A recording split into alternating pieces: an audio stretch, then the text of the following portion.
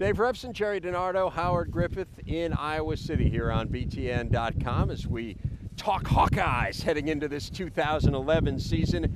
It's a little bit of a year of transition. Some big names, a lot of production gone from this Iowa team. There's some youth, there's some inexperience, but I know you guys think there's some real talent here.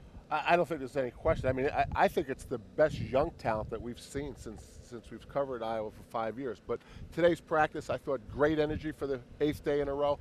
And it's just a team that plays with so much leverage.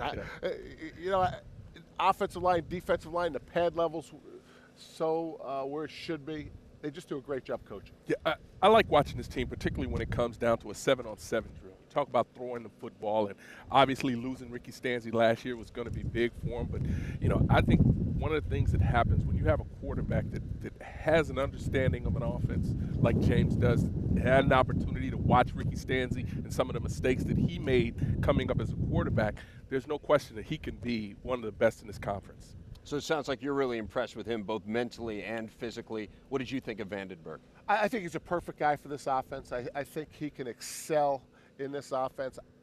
I think he has a chance to be all conference. He has a chance to compete to be one of the best quarterbacks in the country as he matures. I think he's that talented. And again, this is the perfect offense for him. Wow, chance to be all conference. Not this year, you're saying. No, I'm just in his but, career. Right. Down the road. Obviously a year of great quarterbacks a lot here in the of Big Ten. quarterbacks, We've got some really talented guys. But Vandenberg fits here at Iowa. I think some of the other questions on that offensive side, one of them is the depth behind Marcus Coker at running back. Among the younger guys, Howard, who stood out to you? Mikael McCall really stood out to me. You talk about a running back that has size, 6 foot, 215 pounds, the ability to run the ball downhill. And when you talk about this zone blocking scheme, you want a running back who can put their foot in the ground and get north and south. And I think he's going to have an opportunity to definitely be able to contribute. He just has to continue to grow because there's a lot of passing in this offense as well, and grow into that as well. Yeah, I thought McCall was the best as well. And I wouldn't be surprised if they start taking some reps away from Coker, especially in scrimmages. They know what he can do. It's a tough position if you start getting injuries. We saw him getting hurt a year ago. So I like their young talent. They need scrimmage reps right now, and then they'll need some non-conference game reps. Also on offense, Marvin McNutt, one of the premier receivers in the conference. Beyond that, there aren't a ton of pass-catching options with experience. Keenan Davis is a guy it seems like we talk about every year we come here. Howard, what did you think of his development? He's continuing to get better, but I think one of the things we have to be able to see in Iowa as well, it has to get done in the game. He's in a perfect position where he can go out and make big plays. And I know it's important as a player to make those plays early, not only for yourself, but also for play calling from the offensive coordinator so they can have the confidence to go to you in critical situations. And early in the season, we're going to see the defenses make Iowa beat him with somebody else. You look at the hit chart, you look at who can beat you. Vandenberg can beat you, Coker can beat you, McNutt can beat you. Take those 3 people away.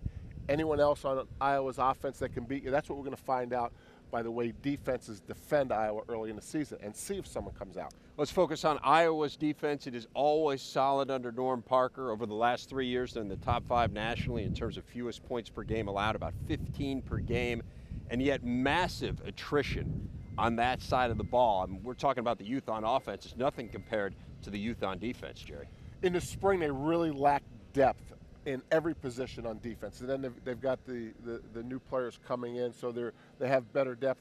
3 injuries today in the starting 7, so that hurt their depth again. But the one part of their defense that the depth jumped out at me, much better than the spring, was the secondary. I think they're going to be fine back there.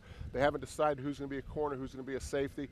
So they're building their depth, certainly significantly better than the spring. Well, that's a great luxury to have when you're playing this system of the cover 2 system. Your corners and your safeties can interchange, and they're going to get the best players out there. But when you look at a guy like Michael Hyde, who can play the corner position, and the safeties are where all the plays are made. Big-time plays are made in this defense, at least over the last couple of years when you look at Greenwood and Sash. He's going to have a chance if he stays at that position. But the defensive line, Mike Daniels impressed us 2 years ago. Yeah. Really jumped out. He's a really tough at the point of attack. He's going to spend a lot of time in the backfield.